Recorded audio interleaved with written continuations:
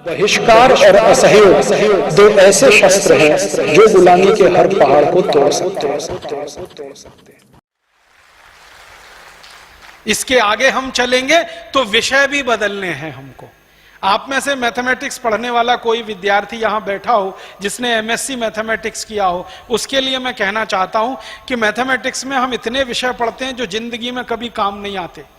Differential calculus पढ़ते हैं, integral calculus पढ़ते हैं, स्टैटिस्टिक्स पढ़ते हैं, स्टैटिक्स पढ़ते हैं, डायनामिक्स पढ़ते हैं, सब रद्दी और एकदम बेकार। ट्रिग्नोमेट्री पढ़ते हैं जो किसी काम की नहीं है। शायद हां, कब से शुरू हो गया? 12th से शुरू हो गया। और तकलीफ की स्थिति, पहले एमएससी में होता था, बीएससी में, अब 12th से शुरू हो गया। तो आप सोचिए कि जो विषय जिंदगी में कभी काम नहीं आने वाले, मैंने डायनेमिक्स पढ़ा, मैंने स्टैटिक्स पढ़ा, मैंने इंटीग्रल कैलकुलस पढ़ा, मैंने डिफरेंशियल कैलकुलस पढ़ा, आज तक मेरी जिंदगी में एक बार भी काम नहीं आया। तो मैं मेरे गणित के अध्यापकों को जब भी मिलता हूं पूछता हूं आपने मुझे ये सब क्यों पढ़ाया? तो मेरे तो काम नहीं आया। तुलनात्मक अध्ययन करने के लिए। तो मेरे अध्यापक कहते हैं हमको किसी ने पढ़ाया, हमने तुमको पढ़ा दिया। तो भेड़िया धसान चल रहा है ये इस देश में। और मैं आपको विनम्रता से और ईमानदारी से बताता हूं, मेरी दादी ने मुझको ढैया पोना सवैया पढ़ाया था। ढैया पोना सवैया समझते?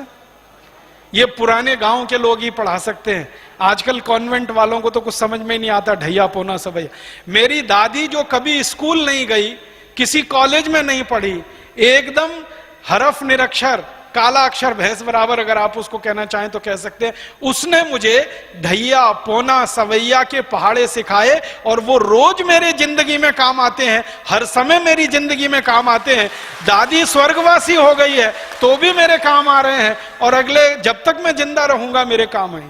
भारतीय गणित है ना ये। तो मेरा कहना है कि जो चीज जिंदगी भर काम आती है वो हम क्यों नहीं पढ़ाएं? स्त्रियों को सम्मान देने वाली बातें हमारी शिक्षा व्यवस्था में क्यों ना हो? विषय हमारे ऐसे होने चाहिए, सारे विषय एक तरफ से ऐसे होने चाहिए जो स्त्री को सम्मान दे सके, क्योंकि गुरु हमारी मां ही है। तो स्त्रियों को सम्मान आ सके ऐसा टेक्स्ट बनाना है, ऐसा सिलेबस बनाना है। हमारे देश में हम एक जिम्मेदार नागरिक बने, ना कि किसी कंपनी के उपभोक्ता। आजकल एक सर्व शिक्षा अभियान चल रहा है ना, सर्व शिक्षा अभियान का एक ही उद्देश्य है, हर व्यक्ति को एबीसीडी सिखाना।